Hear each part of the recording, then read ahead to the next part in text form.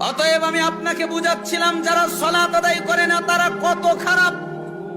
যে ব্যক্তি সালাত আদায় করে না, সে যদি কোনো পশু জবে করে, মুরগি জবে করে, খাসি জবে করে, গরু জবে করে, অথবা হালাল কোনো প্রাণী জবে করে, তার জবেকৃত গোশত খাওয়া যাবে না। আপনি বাজারে গিয়েছেন, মুরগি কিনেছেন, ওই দোকানদার ছেলে আপনার মুরগিটা জবে করে দিয়েছে, আপনি একবারও তদন্ত করলেন না।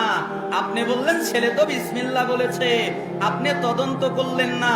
ও বিসমিল্লাহ একবার কেন, 1 কোটি বার যদি বিসমিল্লাহ বলে আর যদি সালাত আদায় না করে, তার জবকৃত গোশত ওই রকম হারাম যেরকম সুদ হারাম, যেরকম মদ হারাম, যেরকম শুকুর হারাম, ঠিক বেনামাজি যদি জবে করে ওর জবকৃত গোশত খাওয়া ওই রকমই হারাম। আপনি ওটা খেতে পারেন না, তাহলে বেনামাজি কত খারাপ।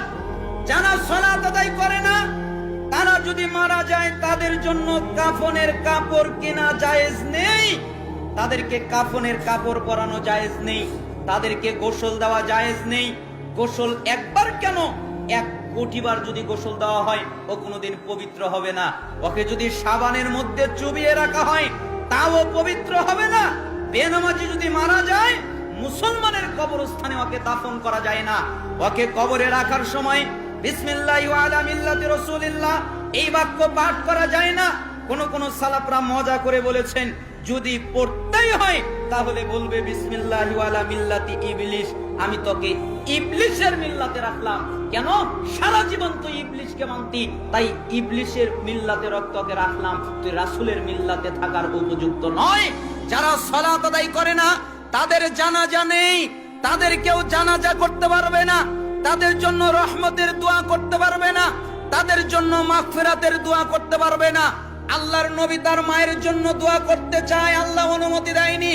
আল্লাহর নবী তার বাপের জন্য দোয়া করতে পারে না, আল্লাহর নবী তার চাচার জন্য দোয়া করতে পারে না, আল্লাহর নবী তার মায়ের জন্য দোয়া করতে পারে না।